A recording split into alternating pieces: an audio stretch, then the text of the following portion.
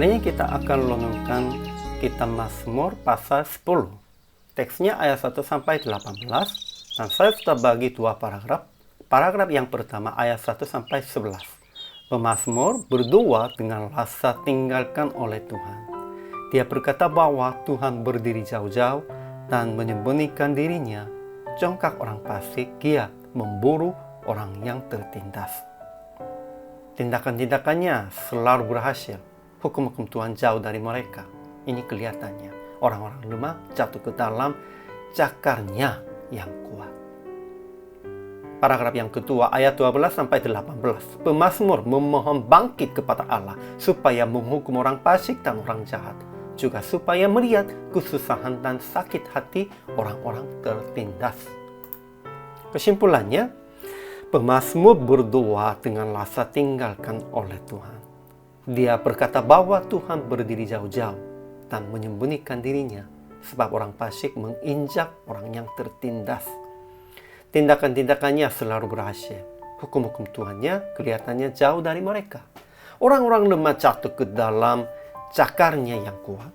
Orang fasik berkata, "Aku takkan goyang, aku tidak akan ditimpa malapetaka turun-temurun." Dan berbuat yang jahat seterusnya. Di dalam situasi ini, pemazmur memohon bangkit kepada Allah supaya menghukum orang fasik dan orang jahat. Juga supaya melihat kesusahan dan sakit hati orang-orang tertindas. Ya, begitu sulit. Dan rasakan dan kelihatannya Tuhan begitu jauh. Namun dia tetap hanya memohon kepada Tuhan.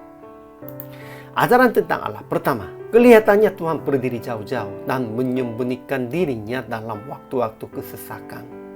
Ya, dalam kondisi ini faktanya begitu ya. Kedua, Tuhan melihat kesusahan dan sakit hati supaya ia mengambilnya ke dalam tangannya sendiri untuk menolong orang-orang tertindas. Ia mendengarkan keinginan orang-orang yang tertindas. Memberi keadilan kepada anak yatim dan orang yang terinjak supaya tidak ada lagi seorang manusia di bumi yang berani menakut-nakuti. Ya, ini sudah tahunya mengakunya demikian itu. Sebenarnya faktanya ini. Ketiga, Tuhan adalah Raja untuk seterusnya dan selama-lamanya.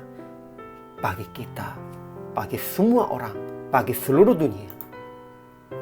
Ajaran tentang manusia. Namun, pertama, pemazmur, orang tertindas, anak yatim, dan orang-orang terinjak merasa bahwa Tuhan berdiri jauh-jauh dan menyembunyikan dirinya dalam waktu-waktu kesesakan.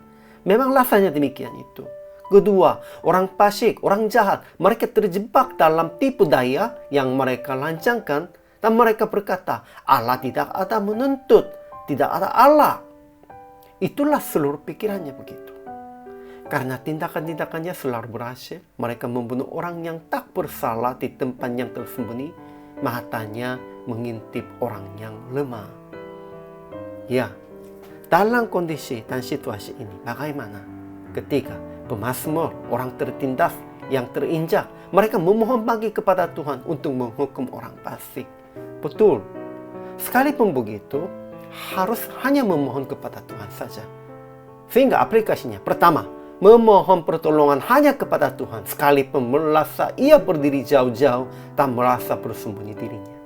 Kedua, jangan mengikuti jalan orang fasik, orang jahat, sekalipun kelihatannya berhasil dan mereka berkuasa. Jangan mengikuti merekanya.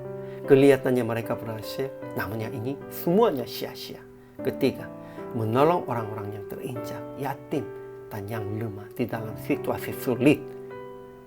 Kalau memohon kepada Tuhan demikian itu, kita juga harus menjadi tangan Tuhan supaya menolong mereka. Jadi prakteknya berdoa untuk orang-orang yang terinjak dan tertindas dan menolong mereka dengan cara pribadi Anda. Cara pribadinya kunjungi mereka dan kita memberikan persembahan atau memberikan kepada mereka yang dengan baik apapun. Kita harus usahakan demikian itu. Karena Tuhan bekerja, Tuhan menolong mereka melalui kita. Inilah tanggung jawab hamba Tuhan. Hari ini juga selama melayani, Tuhan Yesus memberkati.